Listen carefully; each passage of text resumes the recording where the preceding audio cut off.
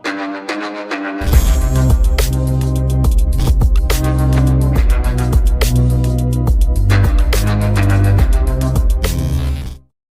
po, magandang umaga po sa inyong lahat. Mark Tirona po ng Taka Magalupa YouTube channel. Nandito tayo ngayon sa Mode Residence. So may binablog po ako sa inyo na ready for occupancy, at the same time ito po ay fully furnished. So makikita nyo po yung bawat gilid at saka yung buong itsura ng bahay. So ito po ay may kasama na gamit sa loob, including na ho to sa binibenta. So pagpasok po natin sa loob, makikita po natin na fully furnished na po siya. Meron po siyang kasangkapan. Yan. Included na po yan sa binibenta. So makikita nyo may mga sopa na. Yan. May cortina na. Tapos yun, lagyan nyo na lang ho ng TV doon, flat TV. Kasi may abang na ho eh. Meron ng kasamang aircon. Yan. Ipa-flash po sa screen kung magkano po ang total contract price po nito. Actually po, ito ay binibenta ng cash. Meron po siyang discount na 5% discount pag binili niyo ng cash. Tapos pwede rin po ito ng installment. Pwede po siya sa bank financing tsaka sa in-house financing. So pwede kayong mag-down payment nito ng 20% down payment. Tapos loanable sa bank or in-house financing. Yan. So nandito po tayo ngayon sa pinaka-kusina. Yan, mapapansin nyo meron na po siyang built-in cabinet, hanging built-in cabinet sa kanyang kusina. Yan. Tapos ito po yung pinaka-sink area. Yan. So mapapansin nyo na sa baba meron na rin siyang maliit na mga built-in cabinet.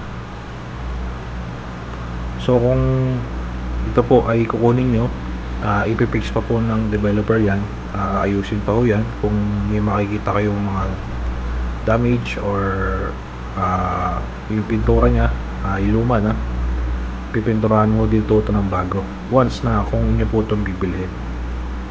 Yan. Tapos tayo po ay ito, meron siyang sariling dirty kitchen.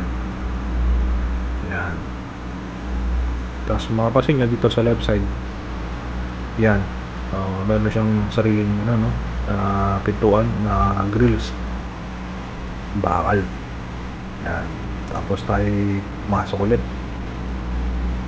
So ito tayo ngayon dito sa toilet and bath. Ito sa toilet and bath sa ground floor. Yan. Ito yung pinaka CR sa ground floor. Yan. So makapasin nyo yung yung liguan niya naka po siya na glass wall. Tapos ayun po yung shower, glass wall na yung pinakaliguan. So maganda po itong property to. So dito naman po tayo sa dining area. Yan, meron na siyang sariling yung kainan. Tapos may another aircon sa taas. Tapos dito may pintuan din palabas. Tapos meron siyang mga tanim ng mga halaman. So ang gandahan po dito guys, damit na lang bibili nyo. So pasok na tayo sa second floor. Paakyat na tayo. So kung mapapansin nyo po yung hagdanan niya, ang pinaka-flooring niyan ay tiles. Ganun din sa second floor, naka-tiles na rin po siya. So typical po sa mga ibang property, pag sa second floor tsaka sa flooring ng hagdanan ay bidil lang. Pero ito, ang gandahan dito sa second floor tsaka sa flooring sa hagdanan is naka-tiles na. So pumasok na po tayo sa mismong first bedroom sa second floor. Yan. Kung mapapansin nyo may may kama na. Tapos ito makagandahan, yung side to side niya meron na siyang built-in cabinet. Yan, kasama na rin yan. So include na ho ito sa price na binibenta. Yan. So itong pinasok natin, ito pala yung master's bedroom. Yan, kasi may sarili na rin siyang comfort room or toilet and bath.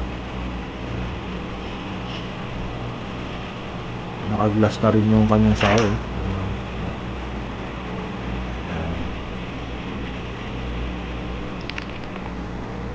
Okay. Tayo labas na. Move tayo sa ibang kwarto. I think meron pala itong ano, check natin. Meron po itong ano, mini balcony. So, check natin guys. Labas po tayo eh. So, ito, yan. Malaki din pala kanyang balcony. Maliwalas ang tingin. So, ayun po yung ano, yung mismo clubhouse. Mamaya may video ako niyan. Maganda ano rito, wala na kayong katapat ng kapitbahay. Kaya gusto nyo na medyo tahimik, mas tahimik yung lugar na to. Ang lugar pa lang ito ay sa ano, sa Litran, Dasmariñas, Cavite. Yan. Tapos pupunta tayo sa common toilet and bath sa second floor. Yan. So ang toilet and bath po sa second floor ay dalawa, no? Isa sa master's bedroom, tsaka isa dito sa ano, sa hallway sa second floor. Yan. So naka-glass na rin, no? Yung pinaka ano, may shower din dito, no? Okay, maganda. Naka full tiles pa siya, no? Yan, talagang hindi tinipid sa materyales. So muna tayo sa pangalawang kwarto sa second floor. So ito. So kung mapapansin nyo guys, lahat po ng kwarto ay meron ng ano, kama, meron ng built-in cabinet, tapos so ganda pa nung ano, yung pinaka-design niya. So talagang lilipatan na lang to, talagang damit na lang ang inyong dadalhin. Ayan. So kung interesado po kayo rito, ipa-flash ko po yung aking number. Mag-set po tayo ng date kung kailan kayo available para sa tripping and reservation. So ito yung pinaka pangatlong kwarto niya, no? Sa second floor. So all in all, meron siyang tatlong kwarto, 3 bedroom sa second floor, 2 toilet and bath sa second floor. Pag pinagsama mo sa baba, all in all, 3 bedroom, 3 toilet and bath. Kasama niyo yung toilet and bath sa ground floor. Yan. So yun po, no? Maraming salamat po sa mga nanood. Please like and subscribe lang po sa my channel. And hit the notification bell para ma-update kayo sa upcoming ko pang videos. Maraming salamat po. God bless.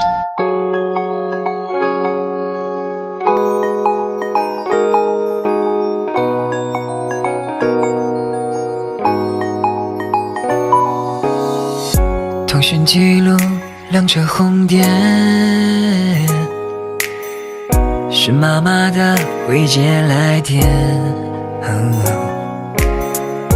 你说抱歉，第几次没有听见？我心藏着无数抱歉。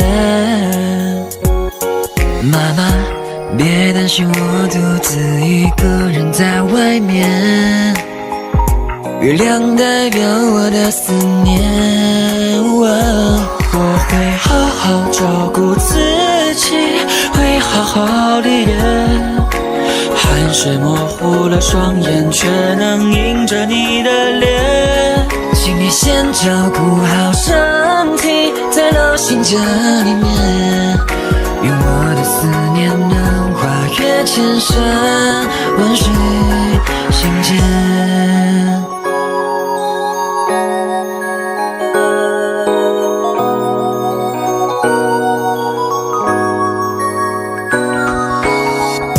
你说抱歉，第几次没有听见？我心藏着无数抱歉。妈妈，别担心，我独自一个人在外面，是你给我坚定信念。